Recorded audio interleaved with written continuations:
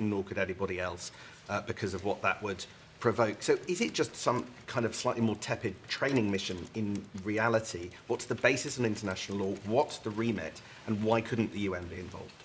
Well, the operational meeting is where the discussions are taking place as to what the capabilities will be. I've indicated a willingness for the United Kingdom to play a leading role in this, and indicated that if it's necessary, that will be troops on the ground and planes in the sky. There are different capabilities from different countries, but those are the operational discussions that are going on in relation to what this coalition of the willing will be able to provide.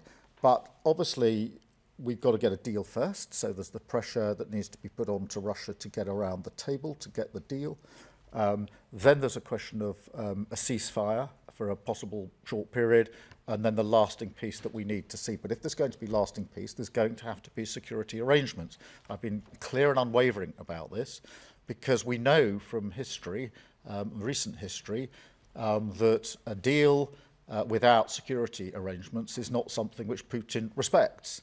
And therefore, it's in all of our interest to make sure the security arrangements are robust enough to defend the deal and to hold the peace. Otherwise, we'll repeat the history of recent years where Putin will breach the line again. Thank you. Caroline from the Sunday Times.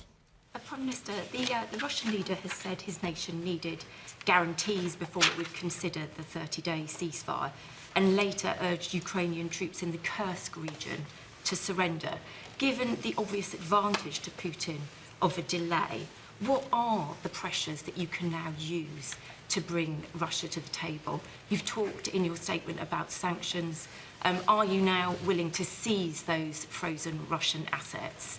And also, what is your message to President Trump about the urgency of the situation now, that he must be part of the coalition to bring Putin to the table? I think there are 2 points of pressure. The first is more military capability for Ukraine, and fresh commitments put on the table this morning in that regard. So this group is moving forward on that. That's short-term military capabilities and longer-term military capabilities, because we also see Ukraine playing its own part in any security arrangements, which is very important. In terms of the sanctions, yes, we want to tighten the sanctions still further, and we discussed this morning how much further we can go, including the question of frozen assets. That is a complicated question, as I think everybody appreciates. So we discussed further sanctions that have got nothing to do with the assets, which we will take forward as a result of this morning's discussion, but also a continuing discussion about what more can be done on the assets themselves. Thank you. Mikey from the Sunday Mirror. Hi, Prime Minister. There's a possible, perhaps even likely scenario where Vladimir Putin doesn't come to his senses, where he continues putting unreasonable demands on any ceasefire, on any negotiated settlement, perhaps doesn't even come to the table at all. And in that scenario, we can't be certain that Donald Trump is going to side with us and not with him. What's plan B? Well, firstly, we need to put Ukraine in the strongest possible position for whatever comes next, which has been my consistent position, whether that's around the table, which is what I hope it will be in negotiations, or if that doesn't come to pass. Secondly, on the US, and Caroline, I'm sorry, you also asked me about the US. We are obviously talking to the US every day about what happens next. I am clear in my own mind that President Trump is absolutely committed to the lasting peace that is needed in Ukraine, and everything he's doing is geared towards that end. I'm also absolutely clear that the relationship between the UK and the US is the closest of relationships between allied countries, has been for decades and will continue to be for many years ahead. So that's the base on which we're planning. But it is important and reinforces why we need as many countries as possible thinking together, discussing together and moving forward together as a group, which is what we've achieved this morning. Thank you very much. I've got Dan from Politico. Hello, Prime Minister. Dan.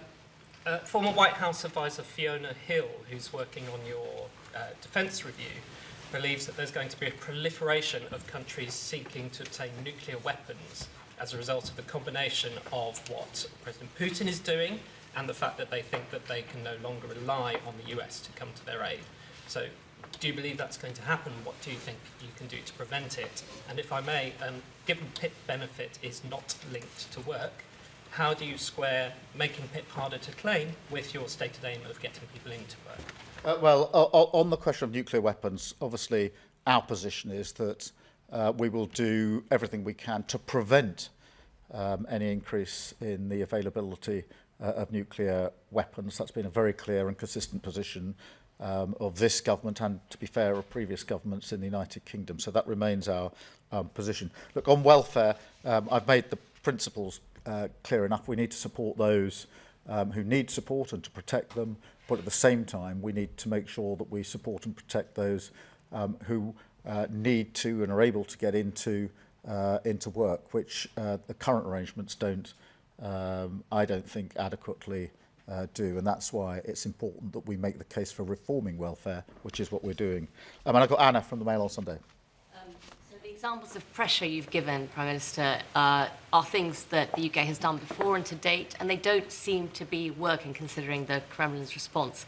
How are you concerned about that, and is there anything you're going to do to ensure that pressure is actually more effective, perhaps? Donald Trump has just announced specific travel bans for Russian nationals included. Is that something you're considering? Well, look, firstly, the effect of the sanctions on the Russian economy have been pretty profound. We shouldn't underestimate the impact that they've already had.